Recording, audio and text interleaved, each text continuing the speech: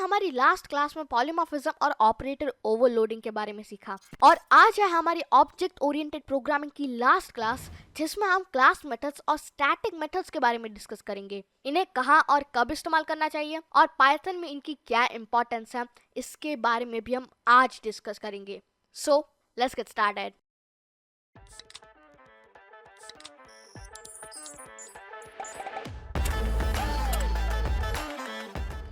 अभी class methods और static methods को सीखने के लिए पहले हमें ये अंडरस्टैंड करना पड़ेगा कि क्लास वेरिएबल्स और इंस्टेंस वेरिएबल्स क्या होता है। मैं ना एक काम करूँगा, मैं यहाँ पे एक क्लास बनाऊंगा, क्लास रेस्टोरेंट। ठीक है, यहाँ पे मैंने बस एक क्लास रेस्टोरेंट बनाई है। अभी लेट्स से मैं यहाँ पे एक वेरिएबल डालता हूँ जिसका नाम मैं रखता हूँ GST_ let's say rate is equal to 18%। ठीक है, अभी ये ना एक क्लास वेरिएबल है। क्लास वेरिएबल यानी कि क्लास एट्रीब्यूट यानी कि क्लास वेरिएबल है। अरे कहना क्या चाहते हो? अभी क्लास वेरिएबल्स और इंस्टेंस वेरिएबल्स के बीच में हम डिफरेंस कैसे कह सकते हैं कि ये दोनों डिफरेंट कैसे हैं। मैंने ये कैसे कह दिया कि ये एक क्लास वेरिएबल है, कैसे पता है? मैं यहाँ पे अगर एक कंस्ट्रक्टर बनाता हूँ और ये क्या लगा पता है, लेट्स से ये लेगा एक नेम और उसके बाद ये लेगा टेबल अंडरस्कोर नंबर और उसके बाद ये लेगा बिल अंडरस्कोर अमाउंट। ठीक है, मैंने एक सिंपल सा कंस्ट्रक्टर बनाया। अभी मैं इसकी सारी वैल्यूज असाइन कर देता हूँ। मैंने यहाँ पे सारी वैल्यूज असाइन तो कर दी, लेकिन मैं जो समझाना चाहता हूँ इंस्टेंस वेरिएबल्स और क्लास वेरिएबल्स। अभी इंस्टेंस वेरिएबल्स मतलब क्या होता है? मैं अगर एक ऑब्जेक्ट बनाऊँ, लेट्स से टेबल 1 और इससे एक रेस्टोरेंट का ऑब्जेक्ट बनाते हैं। इसमें लेट्स से गया है जेठालाल। ठीक है, टेबल नंबर 5 है और इसने कुछ ऑर्डर किया 5,000 रुपए का। ठीक है, अभी यहाँ पे ना ये एक ऑब्जेक्ट बन गया, ये तो हम सबको पता है, लेकिन हम जो बात कर रहे हैं वो है क्लास वेरिएबल और इंस्टेंस वेरिएबल। अभी देखो, ये जो टेबल 1 है ना, इसके अंदर मतलब हर एक जो ऑब्जेक्ट बना होगा उसका एक नेम अलग होगा, उसका एक टेबल नंबर अलग होगा और उसका एक बिल अमाउंट अलग होगा, क्योंकि यहाँ पे मैंने सेल्फ डाला है और self here refers to table 1। जैसे अगर मैं ईयर का मैं अगर टेबल 2 बनाऊँ और यहाँ पे इधर मैं 10 टेबल नंबर 10 और इसने ऑर्डर किया बस 500 रुपये कम जेठालाल से, और यहाँ पे मैं इधर टेबल 2 दे दूंगा। अभी यहाँ पे ना इस ऑब्जेक्ट का यानी कि टेबल 2 जो ऑब्जेक्ट है इसके अंदर ये जो सेल्फ डॉट नेम है ये एक अलग है, सेल्फ डॉट टेबल नंबर जो है वो 10 है इंस्टेड ऑफ 5 या कुछ भी, और सेल्फ डॉट बिल अमाउंट जो है वो यहाँ पे कुछ अलग है। सो यहाँ पे हर एक ऑब्जेक्ट के सामने हर एक डेटा चेंज हो रहा है। लेट्स से हमारे पास ना पाइथन में एक डिक्ट मेथड होता है, यानी कि एक डंडर मेथड होता है डिक्ट नाम का। यहाँ पे मैं क्या लिख सकता हूँ, अंडरस्कोर डिक्ट लिख सकता हूँ। ये जब भी आप क्लास बनाते तो फिर ये बन ही जाता है, इसमें आपको कुछ बनाने की ज़रूरत नहीं है। लेकिन अगर मैं इसे प्रिंट करूँगा ना, राइट क्लिक करके अगर मैं इसे रन करता हूँ तो फिर इसने मुझे सिंपल चीज़ दे दी, नेम इसने मुझे जेठालाल दिया, टेबल नंबर 5 दिया और बिल अमाउंट 5,000 रुपये दिया। ये बस कुछ नहीं करता कि अंदर क्या क्या वेरिएबल्स और क्या क्या मेथड्स है वो सारी चीज़ें दे देता है। जैसे कि अगर आप देख सकते हो तो यहाँ पे इसने मुझे नेम दिया है, टेबल नंबर दिया है और बिल अमाउंट दिया है। लेकिन अभी एक चीज़ अगर आप नोटिस करते हैं तो फिर यहाँ पे मैंने एक और वेरिएबल बनाया GST रेट, तो फिर ये इसके अंदर क्यों नहीं आया? और अभी ना मैं क्या करूँगा, मैं इसे नीचे भी लेके आऊँगा और टेबल 2 डॉट अंडरस्कोर डिक्ट, और अभी अगर मैं इसे रन करता हूँ तो फिर यहाँ पे आप देख सकते हैं कि यहाँ पे वैल्यू सेम नहीं है, जेठालाल अलग है और अय्यर अलग है। टेबल नंबर 5 है इसका टेबल नंबर 10 है, 5,000 4,500 यानी कि अलग अलग डेटास है। लेकिन मैं जो आपको बात कर रहा था GST रेट की, ये यहाँ पे क्यों नहीं आया? क्योंकि यहाँ पे मैंने तो बनाया लेकिन यहाँ पे तो ये आया ही नहीं अंडरस्कोर डिक्ट में। मैं आपको वापस बता दूं कि अंडरस्कोर डिक्ट जो है वो जो भी ऑब्जेक्ट होता है, इन दिस केस जो रेस्टोरेंट ऑब्जेक्ट है, इसके अंदर जो है वैल्यूज जो भी इसके अंदर स्टोर हुई है, जो टेबल 1 के अंदर स्टोर हुई है, उसके अंदर सिर्फ और सिर्फ ये नाम है, ये टेबल नंबर है और ये बिल अमाउंट है। लेकिन GST रेट नहीं आया क्योंकि हमने यहाँ पे सेल्फ डॉट नहीं लगाया। सेल्फ डॉट क्यों नहीं लगाया? क्योंकि हम क्या चाहते हैं पता है, क्लास वेरिएबल्स को तब इस्तेमाल करते हैं जब हम सारी जगहों में, यानी कि अगर ये दोनों जो ऑब्जेक्ट्स है, इसे मैं नीचे लेके आता हूँ पहले, ये दोनों जो ऑब्जेक्ट्स है अगर मैं इनमें एक चीज़ सेम रखना चाहता हूँ तो फिर मैं यहाँ पे क्लास वेरिएबल का इस्तेमाल कर सकता हूँ। अगर मैं ना यहाँ पे रेस्टोरेंट रेस्टोरेंट यहाँ पे गौर से सुनना है, यहाँ पे मैंने ऑब्जेक्ट बनाया, यहाँ पे मैं डायरेक्ट क्लास को कॉल कर रहा हूँ, और इसमें अगर मैं underscore underscore dict method run करता हूँ, और अगर मैं इसे रन करता हूँ, तो फिर यहाँ देखो इसने मुझे मॉड्यूल मेन दे दिया, यानी कि करंट फाइल जीएसटी रेट इसने मुझे यहाँ पे दे दिया। आप देख सकते हैं कि यहाँ पे इसने मुझे जीएसटी रेट 18 यहाँ पे दिया। क्यों? क्योंकि ये जो क्लास वेरिएबल्स होते हैं ना, जो डॉट सेल्फ से स्टार्ट नहीं होते, मतलब सेल्फ डॉट से स्टार्ट नहीं होते, वो जाते हैं क्लास के अंदर, और वो क्लास के अलग से वेरिएबल बन जाते हैं। ठीक है, तो फिर यहाँ पे मेरे हिसाब से आप समझ गए कि क्लास वेरिएबल और इंस्टेंस वेरिएबल में डिफरेंस क्या होता है, और समझ ही जाओगे ना, मैंने इतनी अच्छी तरह से एक्सप्लेन किया है। और अभी भी अगर नहीं समझे तो फिर थोड़ा सा रिवाइंड करके देख लो। Now to the main thing, class methods and static methods. मैं जिसके बारे में एक्सप्लेन करने के लिए यहाँ पे आया हूँ उसकी तरफ बढ़ते हैं। तो फिर यहाँ पे ना हमने ये सीख लिया कि ये जो है ये जो सेल्फ से स्टार्ट नहीं होते हैं उन्हें हम क्लास मेथड कहते हैं, और वो जो होता है वो टेबल 1 या टेबल 2 या फिर कोई भी आप उस क्लास के जो भी आप ऑब्जेक्ट बनाते हैं उसके अंदर स्टोर नहीं होते हैं। लेकिन वेराज अगर मैं यहाँ पे टेबल 1 डॉट जीएसटी रेट को अगर मैं प्रिंट करूँ ना, ऐसे ऐसे मैं अगर इसे प्रिंट करूँ ऐसे, और मैं अगर इसे निकाल दूँ और अभी अगर मैं इसे रन करूँ ना, तो फिर यहाँ पे देखना इसने मुझे 18 दे दिया। क्यों? क्योंकि ये जो है ये इसके अंदर मौजूद है, क्योंकि ये क्लास का ऑब्जेक्ट है। लेकिन ये जो है ना, ये सारी जो चीज़ें हैं वो फेड इन नहीं है। अभी इसके बाद आप देखेंगे ना, तो फिर यहाँ पे इसके अंदर नहीं आया, क्यों पता है? क्योंकि मैंने इसे चेंज नहीं किया। अगर मैं यहाँ पे table 1 dot GST rate is equal to अगर मैं 19% कर देता हूँ, और अभी अगर मैं इसे रन करता हूँ, तो फिर आप देखेंगे कि यहाँ पे एक जीएसटी रेट चेंज हो चुका है 19 में, क्योंकि इसके अंदर ये मौजूद है लेकिन ये छुपा हुआ है। इससे अगर आप चेंज करेंगे तो फिर ये बाहर आ जाएगा, ये जो क्लास वेरिएबल है, तो फिर तब ये अंडरस्कोर डिक्ट जो मेथड है उसके अंदर आ सकता है। ठीक है, तो फिर ये बात आपको समझनी पड़ेगी इस टॉपिक को सीखने के लिए जो मैं आगे सिखाने वाला हूँ अभी। ठीक है, नाउ मैं आपको क्लास मेथड के बारे में समझाता हूँ। पहले ना मुझे ये कोड बहुत खाली लग रहा है, तो फिर मैं यहाँ पे एक str मेथड डाल देता हूँ, str recommendation str name is equal to name table number bill, ये, और यहाँ पे स्पेस आ गई। और यहाँ पे ना बाई चांस की एक चीज मैं आपको पॉइंट देना चाहता हूँ, यहाँ पे अगर आप इंसर्ट दबाते हो और अगर आप कुछ दबाते मतलब लिखते हैं, लेट्स से हेलो वर्ल्ड लिखता हो, तो फिर वो ओवरराइड होगा। यहाँ पे आप देख सकते हैं कि ये ओवरराइड हो रहा है। वेयरएज अगर मैं वापस इंसर्ट दबाऊँ और यहाँ पे वापस मैं हेलो वर्ल्ड लिखूँ, तो फिर यहाँ पे कुछ नहीं हो रहा। सो यहाँ पे ना गलती से अगर आपने इंसर्ट दबा दिया तो फिर ये जो पार्ट है ना, ये आपको थोड़ा सा ज़्यादा हाईलाइट दिखेगा, आपको दिख जाएगा मतलब कि ये यहाँ पे क्या चल रहा है। तो फिर आपको बस इंसर्ट दबा देना है। ये देखो मैं इंसर्ट दबा रहा हूँ, इसकी वजह से ये चेंज हो रहा है। ठीक है, now back to the class method. मैं यहाँ पे क्या कर सकता हूँ पता है? मैं अगर चाहूँ कि इसका मैं एक गेटर बनाऊँ, यहाँ पे मुझे क्या करना पड़ रहा है, मैं नेक्स्ट लाइन में जाता हूँ। मुझे यहाँ पे प्रिंट करना पड़ रहा है रेस्टोरेंट डॉट जीएसटी रेट। यहाँ पे अगर मैं इसे रन करता हूँ, फिर आप देख सकते हैं कि यहाँ पे 18 आ रहा है, लेकिन मैं ऐसा चाहता ही नहीं हूँ ना भाई, मुझे गेटर बनाना है। तो मैं यहाँ पे लिख सकता हूँ def get underscore GST underscore rate. ठीक है, और यहाँ पे मैं एक सेल्फ डाल दूंगा और बस रिटर्न कर दूंगा सेल्फ डॉट जीएसटी रेट। ठीक है, अभी अगर मैं restaurant dot gate GST rate करता हूँ, तो फिर यहाँ देखना error missing one positional argument self. नहीं भाई, मुझे तो करना है क्लास डॉट। जब भी हम सेल्फ इस्तेमाल करते हैं हमें पता है कि क्या होता है, टेबल 1 डॉट जीएसटी रेट आता है। लेकिन यहाँ पे हम जो कर रहे हैं ना, वो यहाँ पे क्लास के ऊपर कर रहे हैं। तो फिर हम सेल्फ क्यों ले, हमें लेना है class restaurant dot gate GST rate, यानी कि रेस्टोरेंट डॉट जीएसटी रेट। अभी ना इसके लिए हमारे पास एक चीज होती है। क्या होती है वो चीज? वो चीज कुछ नहीं होती है, एक डेकोरेटर होती है, जो कि हम आने वाली क्लास में, मेरे हिसाब से हम नेक्स्ट क्लास में डिस्कस करेंगे इसके बारे में, डेकोरेटर्स के बारे में। ज्यादा टेंशन अभी मत लो, नेक्स्ट क्लास में डिस्कस करूंगा इन सब चीजों के बारे में।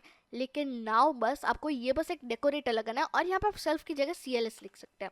CLS सेल्फ की तरह आप कुछ भी लिख सकते हैं। यहाँ पे मैं सम लेट्स से क्लास भी लिख सकता हूँ, और यहाँ पे मैं ऐसे ऐसे और ऐसे लगा सकता हूँ। लेकिन यहाँ पे ये कह रहा है कि usually first parameter of such methods is named CLS।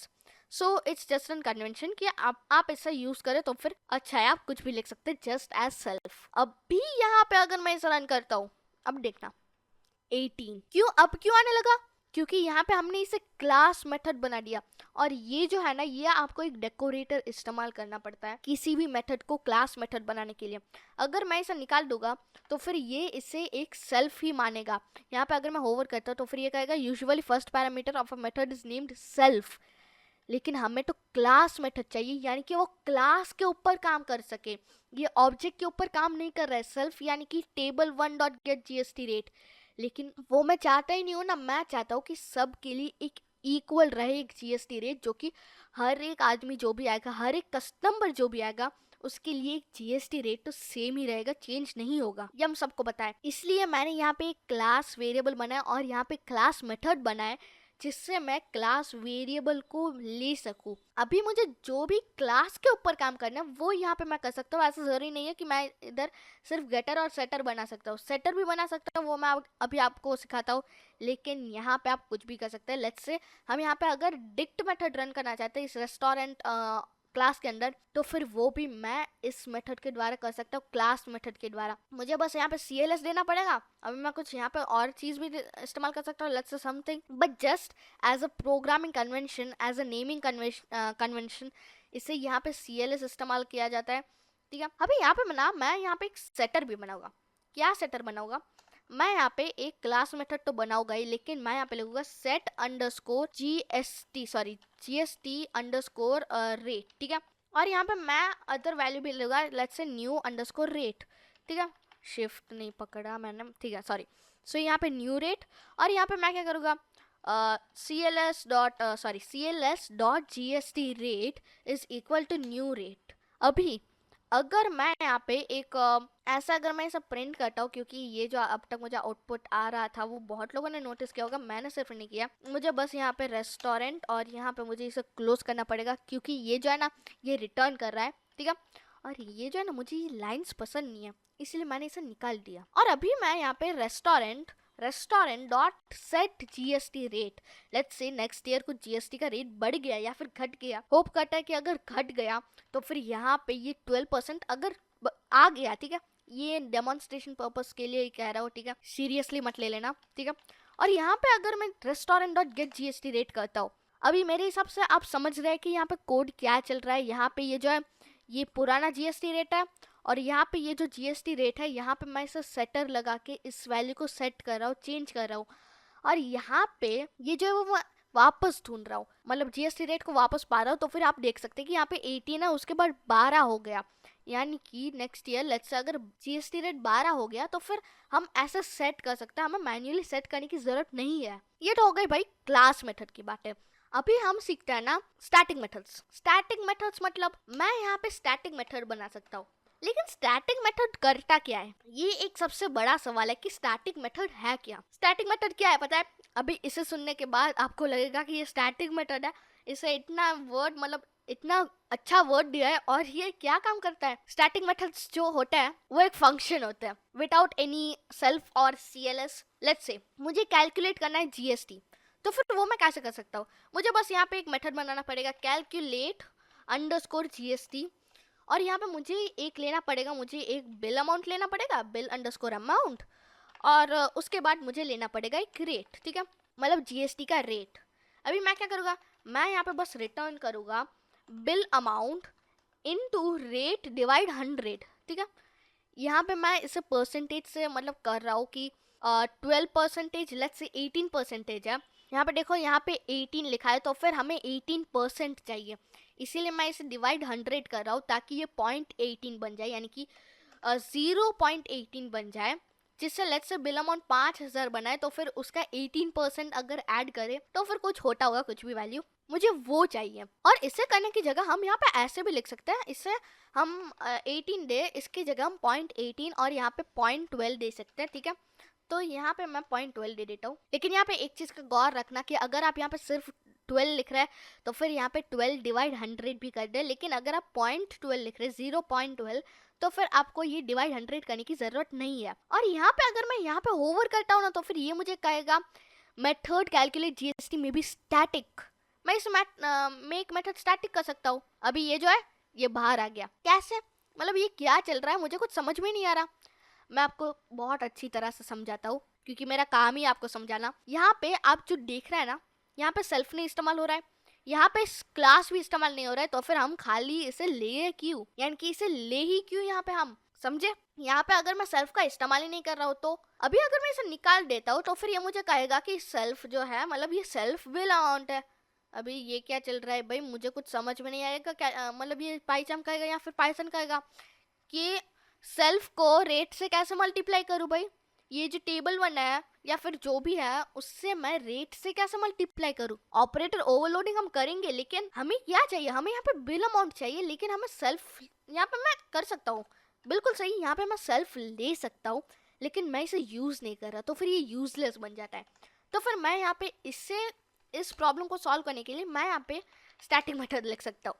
Simple, ये बस एक मेथड है, ये जो है ये बस एक मेथड है जिसके अंदर सेल्फ नहीं होगा और क्लास नहीं होगा। इसे हम एक फंक्शन कह सकते हैं कि ये जो फंक्शन है ये ऐसे है, ऐसे इंडेंटेशन के बाहर। लेकिन कुछ केसेस ऐसे होते हैं जिसमें हमें क्लास के अंदर जो है वो मतलब इसे इस्तेमाल करना है। जैसे मुझे इसे सिर्फ इस क्लास के लिए बनाना है, तो फिर मैं बाहर क्यों बनाऊं? मैं यहाँ पे ऐसे ही लिख सकता हूँ ना, ये मैं ऐसे भी लिख सकता हूँ या फिर ऐसे भी लिख सकता हूँ।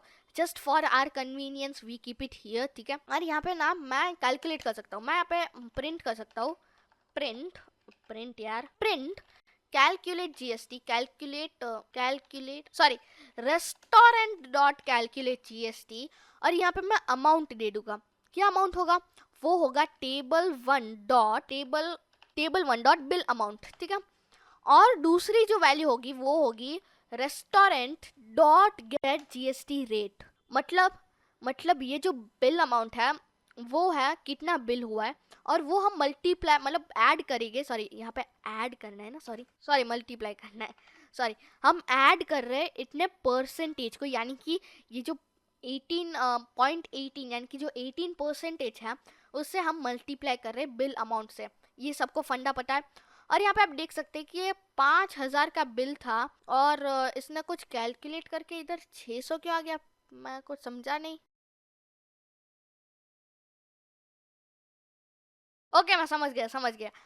मैं क्या सोचने लगा पता है? मैं सोच रहा था कि ये पूरा अमाउंट इतना होगा, लेकिन ये जो जीएसटी रेट है ये सिर्फ जीएसटी रेट को ढूंढ रहा है कि 5,000 में कितना जीएसटी लगेगा, अगर ये 12% जीएसटी के हिसाब से ये ढूंढ रहा है, ठीक है। और यहाँ पे मैं इसे अप्लाई भी कर सकता हूँ। ये मेरे हिसाब से आप समझ गए कि स्टैटिक मेथड क्या होता है। Static method is just an function which is inside the class. English definitions में नहीं जा रहा हूँ। स्टैटिक मेथड्स वो मेथड्स होते हैं जो क्लास के अंदर रहते हैं, या फिर वो फंक्शंस होते हैं जो क्लास के अंदर रहते हैं, लेकिन सेल्फ या सीएलएस दोनों में से कुछ भी नहीं लेते। मतलब ये सिंपल फंक्शंस है जो कि हम बाहर बनाते हैं वही, लेकिन अब हम क्लास के अंदर बना रहे हैं, ठीक है। मेरे सब समझ गए। और अभी मैं क्या कर सकता हूँ, मैं यहाँ पे एक मेथड बनाने वाला हूँ, डेफ अप्लाई जीएसटी, और ये जीएसटी का पहला अमाउंट तो ढूंढेगा, यानी कि जीएसटी अमाउंट, ठीक है। इज इक्वल टू ये क्या करेगा, ये ऐसे कैलकुलेट करेगा control C and control V. यहाँ पे मैं टेबल 1 की जगह सेल्फ दे दूंगा। सो यहाँ पे इसने मुझे यहाँ पे जीएसटी अमाउंट दे दिया। उसके बाद मैं क्या करूँगा, मैं ये जो बिल है उसके अंदर जीएसटी अमाउंट ऐड करूँगा, यानी कि self dot bill amount plus equals to GST amount. और यहाँ पे मैं एक प्रिंट स्टेटमेंट डालूंगा, जो कि होगा एक एफ स्ट्रिंग। फास्ट फॉरवर्ड नहीं कर रहा, यहाँ पे मैं बस एक अप्लाइड करूँगा, और यहाँ पे मैं आपको एक नई चीज समझाऊंगा। ऐसे मैं ऐसे लगाता हूँ, और यहाँ से मैं रुपीस का सिंबल ले लेता हूँ, यहाँ से ऐसे रुपीस का सिंबल, और यहाँ पे जीएसटी अमाउंट दे देता हूँ, और यहाँ पे मैं टोटल बिल लिख देता हूँ, सॉरी बिल नहीं बिल, और यहाँ पे भी ये रुपीस लेगा, और उसके बाद सेल्फ डॉट बिल अमाउंट, ठीक है। इसने मुझे क्या कहा, इसने कहा कि जीएसटी अप्लाइड, यानी कि इतने पैसे अप्लाइड है, और इसे ऐड करके बिल में ऐड करके इसे इतना मतलब पैसा चुकाना पड़ेगा जेठालाल को या फिर अय्यर को, जो भी हो, ठीक है। लेकिन मैं क्या चाहता हूँ, अभी मैं कोई भी रैंडम नंबर दे देता हूँ, मैं इससे कमेंट आउट कर दूंगा, ठीक है। इससे कमेंट आउट कर दूंगा, और यहाँ पे डेफ अप्लाई जीएसटी करूंगा, sorry table 1 dot table one dot apply GST करूँगा और यहाँ पे अगर मैं इसे रन करता हूँ तो फिर ये मुझे कहेगा जीएसटी अप्लाइड 900 रुपये with a total bill of 5900। But let's say इसने कुछ ऑर्डर किया है जिसकी वैल्यू कुछ 1 2 3 4 5 आई, तो फिर अब ये जो है ना ये पॉइंट्स में आंसर आएगा।